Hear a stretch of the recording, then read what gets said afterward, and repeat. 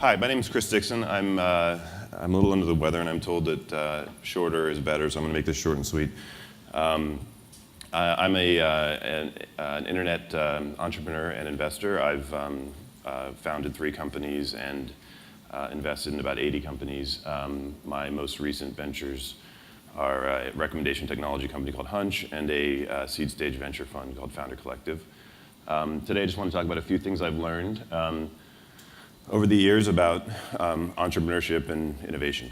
The first thing is, if you aren't getting rejected on a daily basis, your goals are not ambitious enough. The most valuable lesson I had in my starting out in my career was when I was trying to break into the tech world, and I applied to jobs at big companies and at startups, at VC firms. I got rejected everywhere. I had sort of an unusual background. I was a philosophy major, a self-taught programmer.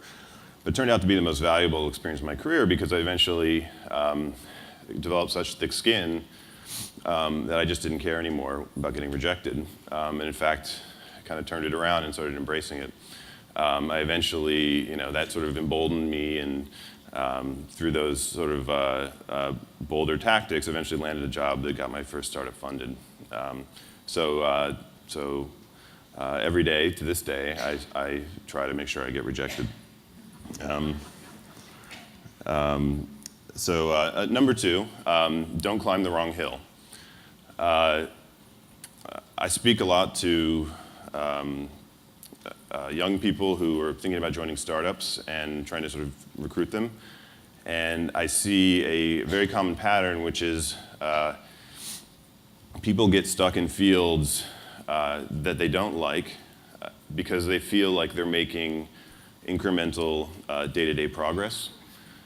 I think a good analogy for sort of understanding this concept is one that comes from computer science. It's sort of known as hill climbing algorithms.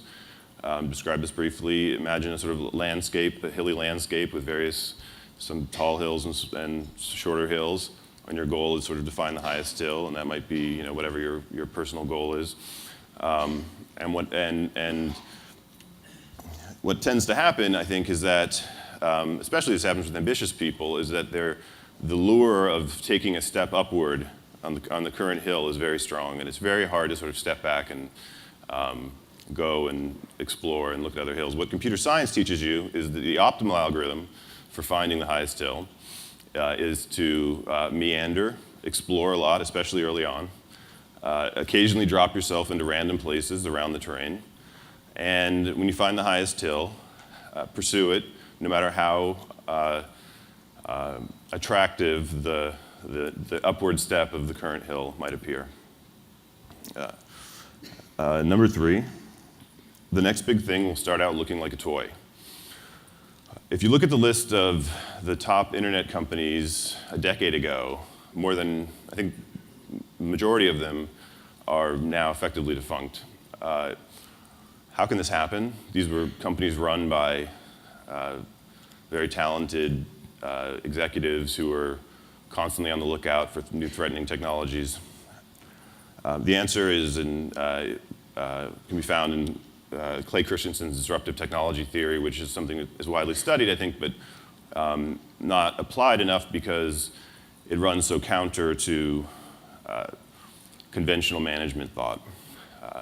So the most famous example is when the telephone was invented, the incumbent at the time was Western Union, and they literally called the telephone a toy because voice could only travel a mile. They were primarily concerned with their best customers, who were railroads and large businesses who needed service for much longer distances. And of course, what Western Union didn't recognize was that how quickly telephone technology and infrastructure would develop. The same pattern happened with mainframe computer makers and PCs. The same pattern happened with telecom companies and Skype. I remember an early stage investor in Skype, and people were referring to it as a toy. Of course, our bet was that over time it was a toy at first. People didn't have mics, and the sound quality was bad, but of course over time it got much better, and eventually it has begun to replace a lot of the current telecom infrastructure. So I think the list of the top internet companies in a decade will be very different than the list today. I think Google will hopefully be on that list. But one thing I know is that the new ones that appear on that list will be ones that snuck by because people dismiss them as toys. Number 4, predicting the future of the internet is easy. Anything it hasn't yet dramatically transformed, it will. The internet has gone through fits and starts. We had the crash, or the bubble, the crash, sort of now we're in a revival. Some people say we're in another bubble. I don't know what will happen in the near term. What I do know is that year after year, we see industries that stubbornly refused to, or stubbornly resisted the transformational effects of the internet eventually topple. Already transformed: music, news, advertising, telecom, being transformed, finance, commerce, TV and movies, real estate, politics and government, soon to be transformed, I believe and hope, healthcare, education, energy, among others. Thus far, the US has led internet innovation. I think in order to continue to do that, we need to do a number of things, including export the ethos of Silicon Valley to the rest of the country. I live in New York, and that's one of the things we try to do there. Number 2 is make sure that people with the necessary skills are in the right places, and I think the most important thing there is immigration reform. And then the third thing, I think is most importantly, is when I go and speak to college students and I talk to them about what they want to do, predominantly the best and brightest want to go into law or banking or consulting.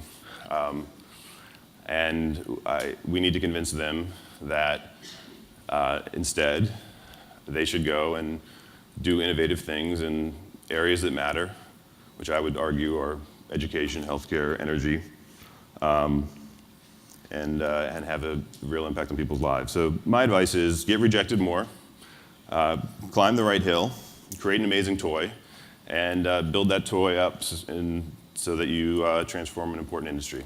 Thank you.